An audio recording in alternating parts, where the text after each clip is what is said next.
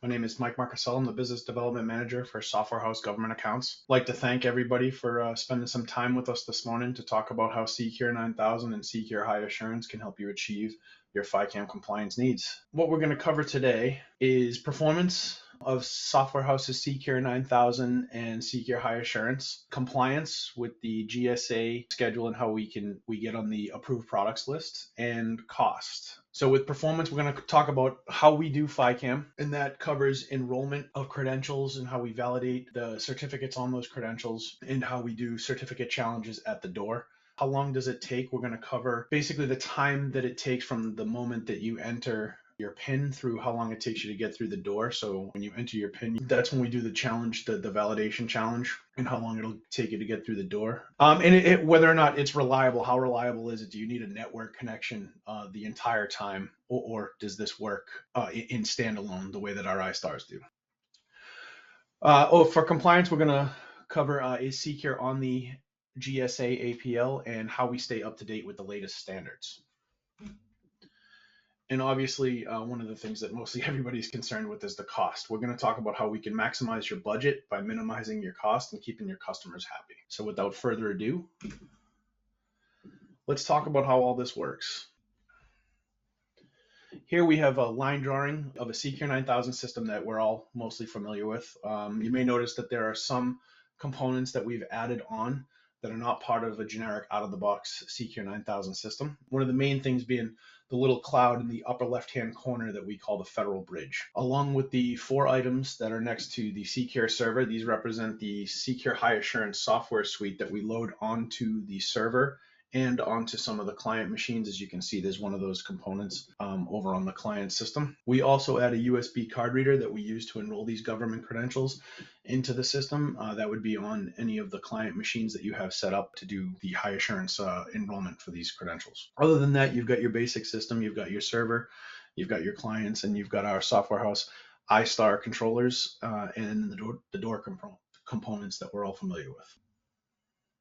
This slide here shows our enrollment process. We talked about in the last slide, some of the things that we've added onto the CCure system, mainly the software suite, the CCure High Assurance software suite on the CCure server and the software that goes on the client that allows you to enroll these government credentials into the system. And right here we show a little line diagram of a PIV credential being inserted into the USB card reader. And once that is entered, there's a way to enroll that into the system. It's going to ask you to enter a PIN, and that PIN is the PIN that's encoded on the card. That's not the PIN that you might have entered for into the PACS database for card and PIN only. This is something that's encoded directly onto the card that the system is not aware of. And what that does is it unlocks that PIN keeps the containers secure with all the PII and certificate information. And when you enter that PIN, it unlocks that and it allows the system to be able to validate those certificates against the certificate authority, the card revocation list, and any OCSP responders that we might have set up to validate those credentials. So when we do the enrollment here, the ID service is going to send that request out to the certificate authority, and once those certificates are validated, they're going to come back and it's going to populate the ACVS core database, and then those certificates in that database will be sent down to our iStar controller. Now that just doesn't happen on enrollments only. The system is set up to check certificates on a time schedule that's set up by the end user. Most sites do it once a day, but you can set it up to do it multiple times a day if you want. And those records that get updated in the system database, they end up getting sent down to the iStar controller database as these records change, as the certificates are updated. So the system will update the certificates and the records based on the configuration designated by the end user and refresh the database on the controller. That way that the controller always has the most up-to-date information. And that's key because the controllers sometimes, networks experience hiccups and controllers can sometimes, find themselves offline from the server. So being able to have that most up-to-date information on your iStar controller locally allows you to be able to do certificate validation, should the iStar controller not be able to talk to the host for a little bit of time. Now, once that information's down to the iStar controller, we have to get through the door. So this is a little demonstration on how the end user gets through the door, and they don't even really know that the challenge response is happening, because doing a challenge response at the door is really no different than an end user that would be using card plus PAX pin.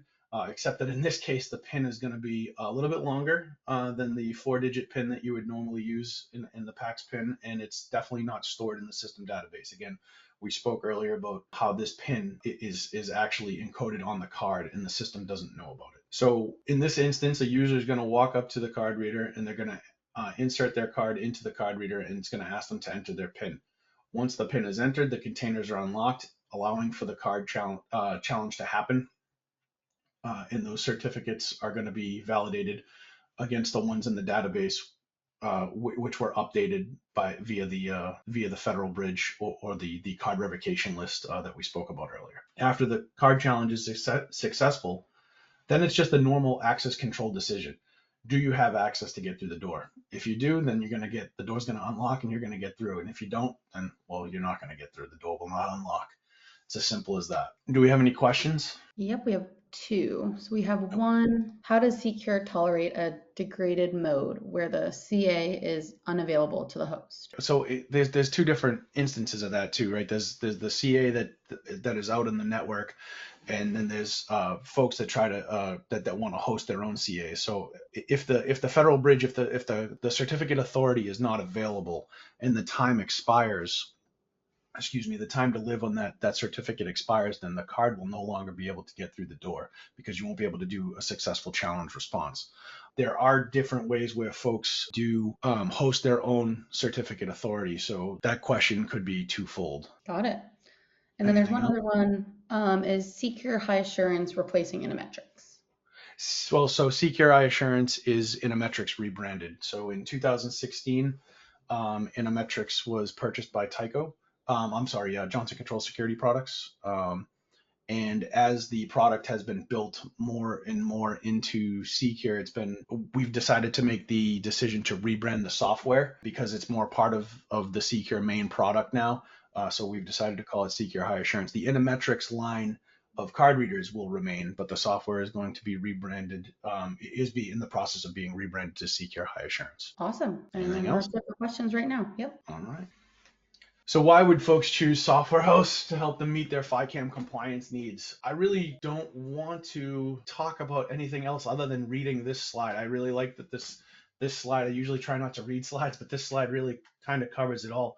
Secure 9000 security and event management system coupled with Secure High Assurance provides a powerful architecture that features an end-to-end FICAM compliant PAX system for PIV, TWIC, and CAC credential validation, PAX enrollment, and fast processing speeds for certificate validation at the card reader in under 2 seconds.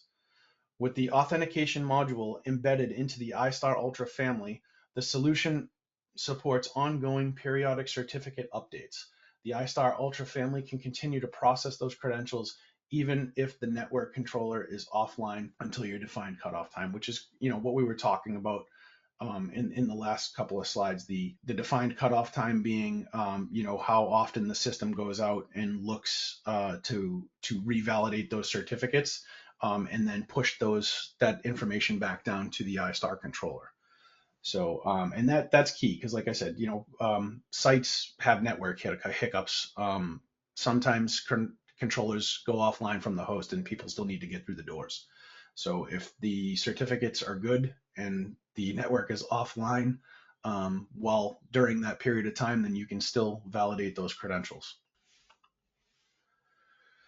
The fact that we can do all of this is great, but it's really not much good if we're not on the GSA APL, and we are.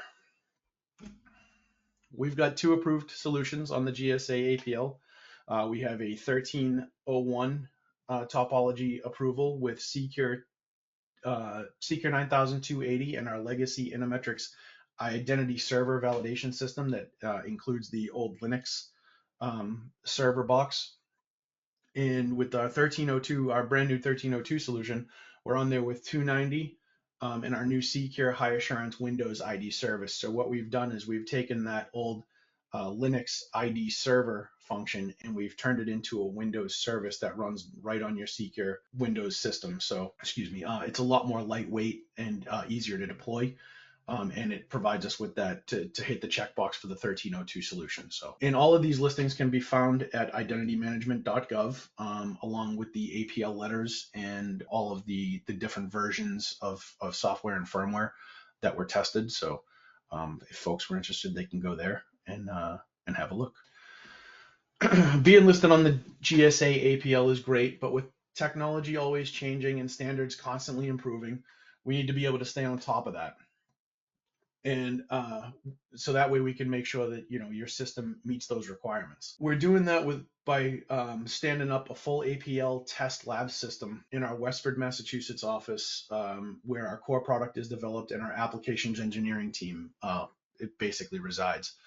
What this does is it allows us to actually go through the entire GSA FRTC test cases in-house before we actually submit the official version for testing in the lab. What that does is it allows us to cut down on the amount of time in testing with the lab. So, I mean, before we would put something through the lab, and if anything needed to be changed or we failed the test, we'd have to come kind of back to engineering, make the fix, and then resubmit.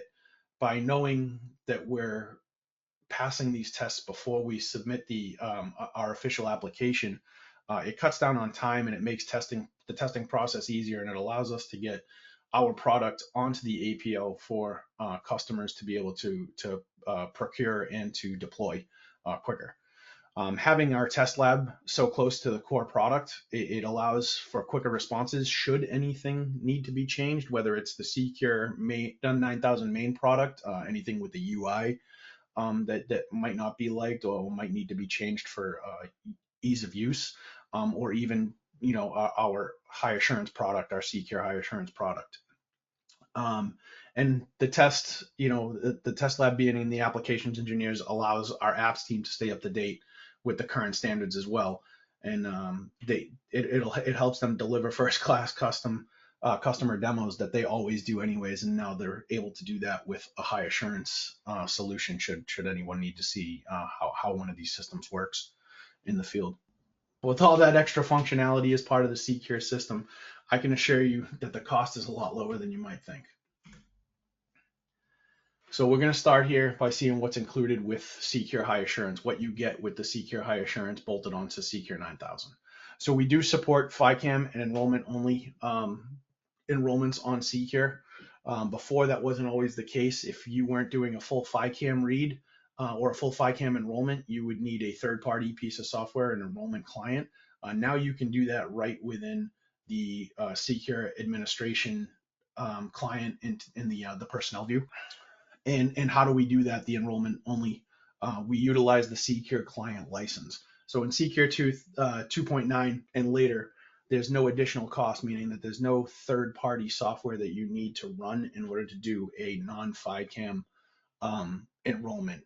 So if you were just interested in enrolling these cards without doing the certificate challenge, you just wanted to enroll them to be able to do free reads of the 200-bit FASCN, you can do that still right in your Secure admin personnel view now. PIV card full enrollment clients, we do the same thing. Now, this was always the case since 270. We used to be able to utilize the Secure client license with full FICAM as deployed. That hasn't changed. What's changed is we've added the ability to do that with the enrollment only, the FASCN enrollment only option. And challenge responses. This occurs at the iStar panel in conjunction with our ID service now. So we have the authentication module built right into every single version of iStar firmware that you download today, and whether or not you can use it is whether or not you're licensed for it. So you don't have to update or put any special version of iStar soft firmware on your controller. It's in every version of firmware that we deploy today. So we talked about being able to enroll right in Secure in the admin client. Here we have just a little slide showing you what we've added. Rather than having to leave the software to enroll your high insurance credential, it can be done right here in the admin client. Up in the top right-hand corner, you have a new tab that you can see as part of the personnel record called Card Reader. And this is because of the USB card reader that is attached to your enrollment workstation. You can see everything that it grabs from the card. It grabs the FASCAM, the agency code, the system code, all of that stuff, the personal identifier, any fingerprint templates. If you're going to do any fingerprint verification, it will pull those down to show you that as well right here in Secure. And when you do an enrollment, this is an example of a successful enrollment. What we do is added the in the lower left-hand corner, you can see that there's a button called read card. What that does is when a card is inserted into the USB reader, you click that, it's going to ask you for your PIN on that card. Again, that's the PIN that's embedded into the card. And that's going to unlock all the containers on the card to be able to do the certificate validation and check the objects like the facial template, the fingerprint template, the security object, and check that card against any of the card cancellation lists. If any of these items come back red, then you're not going to be able to enroll that card. That means something didn't validate. But as long as everything's good, you're going to see all green as you do up here, and this card will be enrolled no problem. One of the other things that we offer with Secure High Assurance, we offer more options for end-of-line devices, card readers that work OSDP, that work native with our iStar controllers without the need of any third-party hardware.